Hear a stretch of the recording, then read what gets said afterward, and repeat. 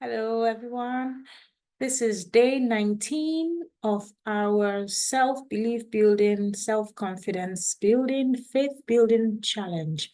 And the challenge is to read chapter 4 of Think and Grow Rich, the chapter on auto-suggestion for 30 days in September. So we'll go straight into it. Chapter 4, auto-suggestion, the medium for influencing the subconscious mind, the third step toward riches. Autosuggestion is a term which applies to all suggestion and all self-administered stimuli which reach one's mind through the five senses.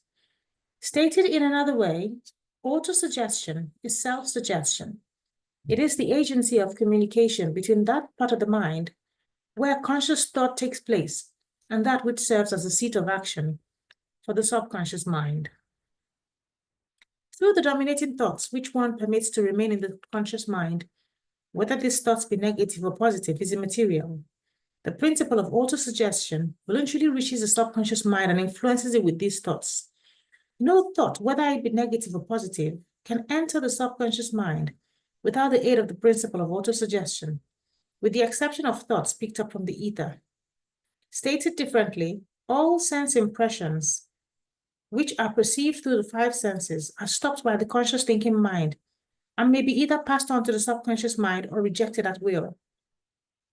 The conscious faculty serves, therefore, as an outer guard to the approach of the subconscious. Nature has so built man that he has absolute control over the material which reaches his subconscious mind through his five senses, although this is not meant to be construed as a statement that man always exercises this control. In the great majority of instances, he does not exercise it, which explains why so many people go through life in poverty. Recall what has been said about the subconscious mind, resembling a fertile garden spot in which weed will grow in abundance if the seeds of more desirable crops are not sown therein. Autosuggestion is the agency of control through which an individual may voluntarily feed his subconscious mind on thoughts of a creative nature, or by neglect, permit thoughts of a destructive nature to find their way into the rich garden of the mind. You were instructed in the last of the 6 steps described in the chapter on desire to read aloud twice daily the written statement of your desire for money and to see and feel yourself already in possession of the money. By following these instructions, you communicate the object of your desire directly to your subconscious mind in a spirit of absolute faith. Through repetition of this procedure, you voluntarily create thought habits which are favorable to your efforts to transmute desire into its monetary equivalent. Go back to these 6 steps described in chapter 2 and read them again very carefully before you proceed further. Then when you come to it, read very carefully the 4 instructions for the organization of your mastermind group described in the chapter on organized planning. By comparing these 2 sets of instructions with that which has been stated on autosuggestion, you of course will see that the instructions involve the application of the principle of autosuggestion. Remember, therefore, when reading aloud the statement of your desire, through which you are endeavoring to develop a money consciousness, that the mere reading of the words is of no consequence unless you mix emotion or feeling with your words.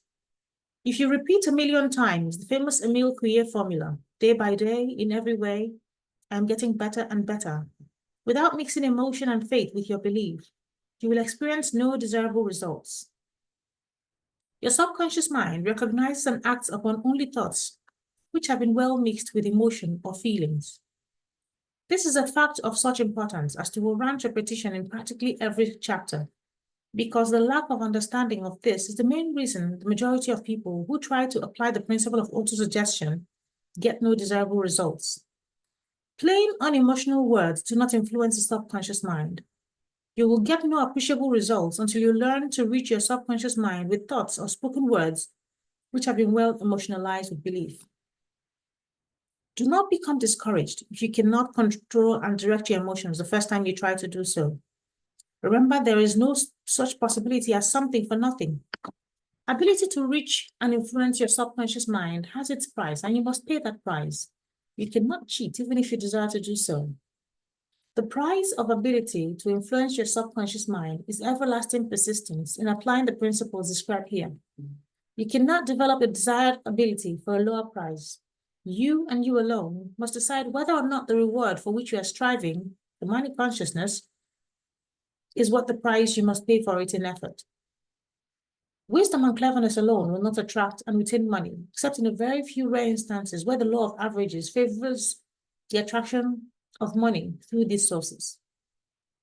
The method of attracting money described here does not depend upon the law of averages. Moreover, the method plays no favorites. It will work for one person as effectively as it will work for another. Where failure is experienced, it is the individual, not the method, which has failed. If you try and fail, make another effort and still another until you succeed. Your ability to use the principle of auto-suggestion will depend very largely upon your capacity to concentrate upon a given desire until that desire becomes a burning obsession. When you begin to carry out the instructions in connection with the 6 steps described in the 2nd chapter, it will be necessary for you to make use of the principle of concentration. Let us here offer suggestions for the effective use of concentration. When you begin to carry out the first of the 6 steps, which instructs you to fix in your own mind the exact amount of money you desire, hold your thoughts on that amount of money by concentration or fixation of attention with your eyes closed until you can actually see the physical appearance of the money. Do this at least once each day. As you go through these exercises, follow the instructions given in the chapter on faith and see yourself actually in possession of the money. Here is a most significant fact.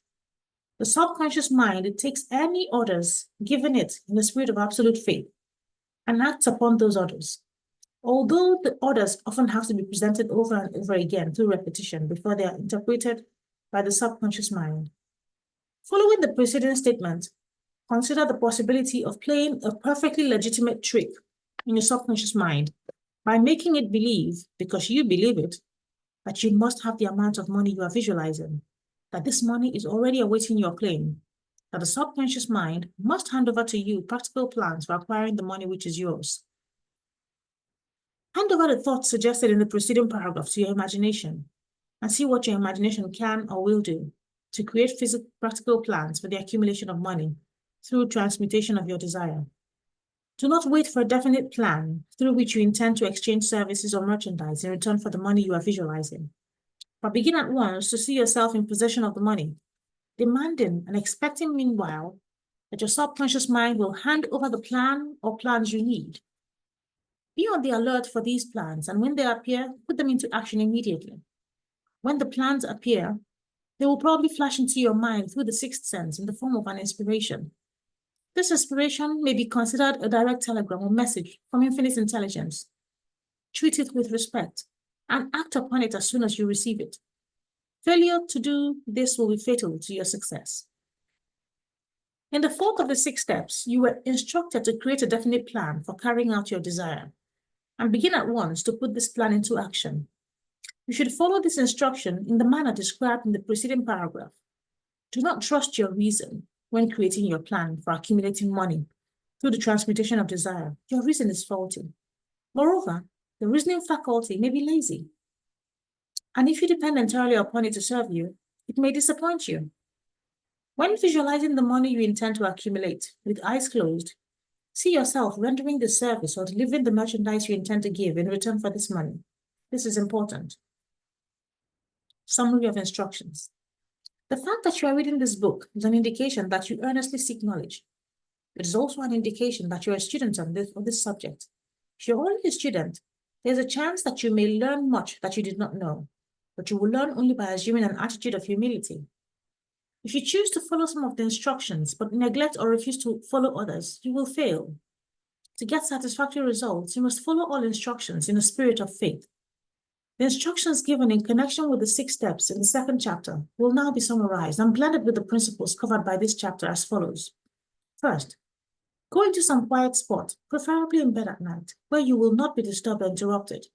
Close your eyes and read aloud, so you may hear your own words, the written statement of the amount of money you intend to accumulate, the time limit for its accumulation, and a description of the service or merchandise you intend to give in return for the money. As you carry out these instructions, see yourself already in possession of the money. For example, suppose that you intend to accumulate £50,000 by the 1st of January, 5 years hence, that you intend to give personal services in return for the money in the capacity of a salesman. Your written statement of your purpose should be similar to the following. By the first day of January 20 ... I will have in my possession 50,000 pounds, which will come to me in various amounts from time to time during the interim. In return for this money, I will give the most efficient service of which I am capable, rendering the fullest possible quantity and the best possible quality of service in the capacity of salesman of ... Describe the service or merchandise you intend to sell.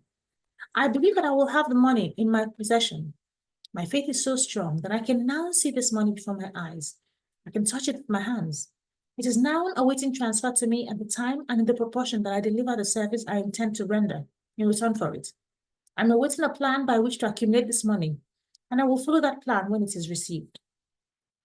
Second, repeat this program night and morning until you can see in your imagination the money you intend to accumulate. Third, place a written copy of your statement where you can see it night and morning, and read it just before retiring and upon arising until it has been memorized. Remember, as you carry out these instructions, that you are applying the principle of autosuggestion for the purpose of giving orders to your subconscious mind. Remember also that your subconscious mind will act only upon instructions which are emotionalized and handed over to it with feeling. Faith is the strongest and most productive of the emotions. Follow the instruction given in the chapter on faith. These instructions may at first seem abstract. Do not let this disturb you. Follow the instructions, no matter how abstract or impractical they may at first appear to be. The time will soon come, if you do as you have been instructed, in spirit as well as in act, when a whole new universe of power will unfold to you. Skepticism in connection with all new ideas is characteristic of all human beings. But if you follow the instructions outlined, your skepticism will soon be replaced by belief. And this in turn will soon become crystallized into absolute faith. Then you will have arrived at the point where you may truly say, I am the master of my fate. I am the captain of my soul. Many philosophers have made the statement that man is the master of his own earthly destiny, but most of them have failed to say why he is the master. The reason that man may be the master of his own earthly status, and especially his financial status, is thoroughly explained in this chapter. Man may become the master of himself and of his environment because he has the power to influence his own subconscious mind, and through it, gain the cooperation of infinite intelligence. You are now reading the chapter which represents the keystone to the arch of this philosophy. The instructions contained in this chapter must be understood and applied with persistence if you succeed in transmuting desire into money. The actual performance of transmuting desire into money involves the use of autosuggestion as an agency by which one may reach and influence the subconscious mind. The other principles are simply tools with which to apply autosuggestion. Keep this thought in mind, and you will at all times be conscious of the important part the principle of autosuggestion is to play in your efforts to accumulate money through the methods described in this book. Carry out these instructions as though you were a small child. Inject into your efforts something of the faith of a child. The author has been most careful to see that no impractical instructions were included because of his sincere desire to be helpful. After you have read the entire book, come back to this chapter and follow in spirit and in action this instruction. Read the entire chapter aloud once every night until you become thoroughly convinced that the principle of autosuggestion is sound, that it will accomplish for you all that has been claimed for it. As you read, underscore with a pencil every sentence which impresses you favorably. Follow the foregoing instruction to the letter, and it will open the way for a complete understanding and mastery of the principles of success. Thank you.